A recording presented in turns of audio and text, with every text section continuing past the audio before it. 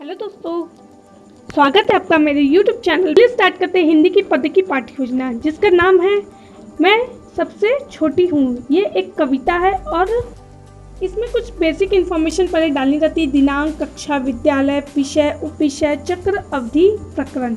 ये basic information आपको हर पाठ्य योजना में डालनी रहती है। मैंने इसको इस फॉर्मेट में डाला है, आप चाहे तो इसको इस तरीके से ब्लॉग बनाकर भी डाल सकते हैं। तो हर एक विद्यालय का अपना फॉर्मेट होता है। दिनांक आप वो डालेंगे जहाँ पे आप पढ़ाने के लिए जिस डेट पे जा रहे हैं उसको डालेंगे। कक्षा ये क्लास 6 का एनसीईआरटी बुक्स का है, ज़्यादातर एनसीईआरटी बुक चलने लगी तो मैंने वहीं से पुट आउट किया। विद्यालय वो नाम डालेंगे जहाँ पे आप जाएंगे पढ़ाने के लिए। अगर आप अपने कॉलेज में ही पढ़ा रहे हैं तो अपने कॉलेज का नाम डालेंगे। विषय हिंदी, उपविषय पद्य, कविता मैंने ऑब्लिक करके लिख दिया है क्योंकि पद में बहुत चीज़ें होती हैं, जैसे कविता होता है और छंद, अलंकार, दोहा, तो इस तरह से बहुत चीज़ें होती हैं। तो क्लियर रहे क्या है, कविता है, इसका आंसर कविता लिखा है। चक्र जिस पीरियड में आपको पढ़ाना है, मतलब थर्ड पीरियड में पढ़ा रहे हैं, फर्स्ट पीरियड में पढ़ा रहे हैं, सेकंड पीरियड में पढ़ा रहे हैं, किस में पढ़ा रहे हैं ये लिखना है। और अवधि ये 40 मिनट की क्लास है। आप इसको जिस तरफ से, मतलब आपको 35 लिखना है 35 लिख सकते हैं, अदरवाइज ये 40 मिनट की क्लास है। फिर आता है प्रकरण, मैं सबसे छोटी हूँ, ये प्रकरण लिखाएगा। फिर सामान्य उद्देश्य में हर पाठ्य योजना में एक ही होती है, मतलब सामान्य उद्देश्य हिंदी के अगर कर रहे हैं तो एक ही सामान्य उद्देश्य हर पाठ्य योजना में होगी। अगर आप हिस्ट्री करते होते तो हिस्ट्री के सामान्य उद्देश्य हर पाठ्य में एक ही होता। विद्यार्थी में हिंदी विषय के प्रति रुचि उत्पन्न करना, विद्यार्थियों में शुद्ध स्पष्ट हिंदी पढ़ने लिखने की क्षमता का विकास करना, विद्यार्थियों के शब्द भंडार में वृद्धि करना, विद्यार्थियों को हिंदी भाषा के महत्व से परिचित कराना। फिर आता है विशिष्ट उद्देश्य, ये हर पाठ्य योजना में पाठ के अनुसार होता है। जो विद्यार्थी के व्यवहार में परिवर्तन आएगा उसके अनुसार इसको लिखा था कि विद्यार्थी के व्यवहार में क्या परिवर्तन आएगा, वो इस पाठ से क्या सीखेंगे, इसको विशिष्ट उद्देश्य में लिखते हैं। ज्ञानात्मक, बोधात्मक, कौशलात्मक, अभिरुचियात्मक, माँ बेटी के प्यार का प्रत्यास्मरण कर सकेंगे बच्चे, माँ बेटी के संबंध को समझ पाएंगे, उदाहरण दे सकेंगे, माँ बेटी के रिश्तों के बारे में पढ़ने और में रुचि लेंगे, माँ बेटी के रिश्तों को समझने और पढ़ने में रुचि लेंगे। फिर आता है माँ बेटी के रिश्ते से बना चार्ट, लपेट, शामपट, चौक, डस्टर, संकेतक, रंगीन चौक मैंने लिखा। आप कुछ और ले रहे हैं शिक्षण सहायक सामग्री तो वो आप लिख सकते हैं। पूर्व ज्ञान, विद्यार्थी माँ बेटी के रिश्ते के बारे में जानते हैं बच्चे। प्रश्न आता है, प्रस्तावना प्रश्न अब आएगा। सबसे फर्स्ट है हमें कौन जन्म देता है, तो बच्चे बोलेंगे माँ।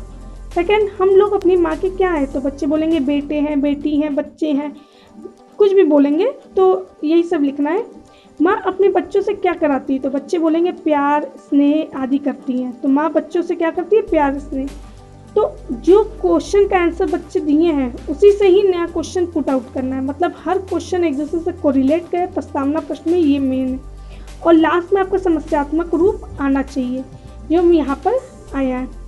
माँ और बेटी, छोटी बेटी, या फिर हम कह सकते हैं माँ और बेटी या छोटी बेटी का स्नेह व प्यार कैसा होता है, तो बच्चे नहीं बता पाएंगे। हो सकता है कुछ बच्चे बता दे तो वो क्लियर नहीं रहता है, तो क्लियरली बताने के लिए आपको बोलना पड़ेगा कैसा होता है बताइए, तो बच्चे नहीं बता पाएंगे। आपको समस्यात्मक रूप दे सकते हैं। उद्देश्य कथन, मैं सबसे छोटी हूँ नामक कविता का अध्ययन करेंगे जिसके रचयिता सुमित्रानंदन पंत जी हैं। फिर प्रस्तुतिकरण, जिसमें हम लोग को यहाँ पे कॉलम खींचना है। श्यामपट कार्य कितने लोग सबसे लास्ट में भी करते हैं, कितने लोग यहीं पे ही कॉलम खींच के करते हैं, वो आप अपने अनुसार कर सकते हैं। क्या तो सबसे लास्ट में श्यामपट का एक ब्लैक बोर्ड साइज, इस साइज में एक ब्लैक पेज चिपका कर उसको एज अ श्यामपट बना करके उसमें लिख सकते हैं क्या क्या लिखे हैं। शब्दार्थी स्पेशली लोग लिख के लेके जाते हैं, जो कांठिन्य निवारण था वो लिख के लेके जाते हैं। इस तरह से लास्ट में चिपका सकते हैं। अदरवाइज आप बगल में एक कॉलम खींच के मेरी तरह ऐसे भी कर सकते हैं। आदर्श वाचन सबसे फर्स्ट, जिसमें छात्र अध्यापिका उचित लय, गति और भावानुसार कविता का स्पष्ट वाचन करेंगी और बच्चे मनोयोग पूर्वक सुन रही है। पठन पाठन विधि के अंतर्गत आता है, ये दोनों ही पठन पाठन विधि है। अनुकरण वाचन, विद्यार्थियों के वाचन को ध्यानपूर्वक सुनेंगे, उसमें निहित अशुद्धियों को दूर करेंगे, शुद्ध उच्चारण करते हुए उचित लय, गति, यति भावानुसार अनुकरण करेंगे बच्चे। फिर है अशुद्धि संशोधन, कविता में निहित अशुद्धि शब्दों को शुद्ध रूप प्रस्तुत करेंगे, बच्चे ध्यानपूर्वक सुन रहे। कथन विधि, केंद्रीय भाव प्रश्न, कुछ बेसिक प्रश्नों का आंसर बच्चे दे सकेंगे क्योंकि वो अनुकरण कर चुके हैं, एक बार सुन भी चुके हैं, आदर्श वाचन जो टीचर ने किया था उसको सुन भी चुके हैं, तो बेसिक क्वेश्चन का आंसर आप पूछ सकते हैं। प्रस्तुत कविता के रचयिता कौन है? तो बच्चे बोलेंगे सुमित्रानंद पंत। प्रस्तुत कविता के शीर्षक क्या है? तो बच्चे बोलेंगे मैं छोटी हूँ। प्रस्तुत कविता में क्या भाव निहित है? तो बच्चे बोलेंगे बेटी का माँ के प्रति स्नेह भाव निहित है। तो आप क्वेश्चन का आंसर को ब्लैक बोर्ड पे भी लिख सकते हैं, ताकि जो बच्चे नहीं सुन पाए हैं, जो बच्चे नहीं समझ पाए, वो ब्लैक बोर्ड पे लिखे हुए देख करके अच्छे से समझ ले। कांटेन्य निवारण, बच्चों के सहयोग से कठिन शब्दों का निवारण करेंगे। कठिन शब्दों का भाव बच्चे सीख रहे हैं। कथन विधि है धुला मुख, मतलब मुख धुलाना। सुसज्जित कर गात, बच्ची के हाथ पैर धोना। निष्प्रिय, तो बड़ी लालचहीन। बच्चे ध्यानपूर्वक सुन रहे हैं। कथन विधि है धुला मुख। तो आप ये सब मैंने यहाँ पे भी लिखा है, ये लपेट श्यामपट में लिख के लेके गए थे, वो ये यहाँ पे लिखा है। ये सब मैंने बोला भी था वहाँ पे, इसलिए लिख दिया है यहाँ पर। धुला मुख, मुख धुलाना। थमा खिलौने, खिलौने देना। तो इस हिसाब से आप लिख सकते हैं। स्पष्टीकरण, मैं छोटी हूँ कविता में कवि सुमित्रानंद पंत जी एक छोटी बच्ची का वर्णन कर रहे हैं, जो अपनी माँ की सबसे छोटी संतान बनने की कामना करती है। वह छोटी बनकर माँ का लंबे समय तक स्नेह पाना चाहती है। छोटी बच्ची रहने पर वह अपनी माँ का आंचल पकड़कर घूमती रहेगी। यदि वह बड़ी हो जाएगी तो माँ उसे स्नेह करना बंद कर देगी।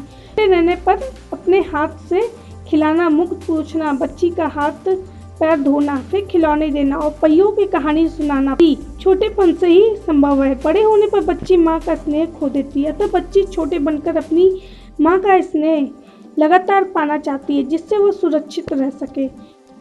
ये व्याख्यान विधि के अंतर्गत है और बच्चे ध्यानपूर्वक सुन रहे हैं। फिर बोधात्मक प्रश्न, बच्ची छोटी रह के माँ का क्या पाना चाहती है? तो बच्चे बोलेंगे स्नेह पाना चाहती है। आप ब्लैक बोर्ड पे लिख सकते हैं प्रश्नोत्तर विधि। स्नेह व प्यार में क्या अंतर होता है? तो बच्चे बोलेंगे स्नेह छोटों से होता है, प्यार बड़ों और छोटों दोनों से होता है। सस्वर वाचन कविता है, तो इसको बोल के पढ़ेंगे बच्चे सस्वर वाचन, क्योंकि कविता और कहानी में ही अंतर होता है। कविता होता है उसको बच्चे सस्वर वाचन करते हैं, और कहानी अगर होता है या निबंध होता है इसकी जगह, तो बच्चे इसका मौन वाचन करते हैं। ध्यानपूर्वक सुनते हुए उसमें निहित त्रुटियों को दूर करेंगे। उचित लय गति यति भांग कर पाठ करेंगे। पठन पाठन विधि के अंतर्गत आता है।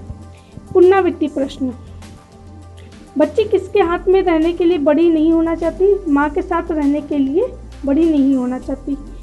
माँ के आंचल की छाया में बच्ची कैसा महसूस करती है? तो बच्चे बोलेंगे निर्भय। निर्भय आप लिखेंगे प्रश्नोत्तर विधि। मूल्यांकन प्रश्न, मैंने यहाँ पे मूल्यांकन प्रश्न 2 लिया है, अगर आप चाहे तो 3 भी ले सकते हैं। बड़ी बनने का क्या नुकसान है? तो बच्चे बोलेंगे माँ सदा साथ नहीं रहती। प्रश्नोत्तर विधि। बालिका क्या नहीं छोड़ना चाहती? माँ का आंचल नहीं छोड़ना चाहती। निरीक्षण कार्य, विद्यार्थी सभी संपट कार्य कर रहे हैं कि नहीं, यह घूम घूम कर निरीक्षण करेंगे।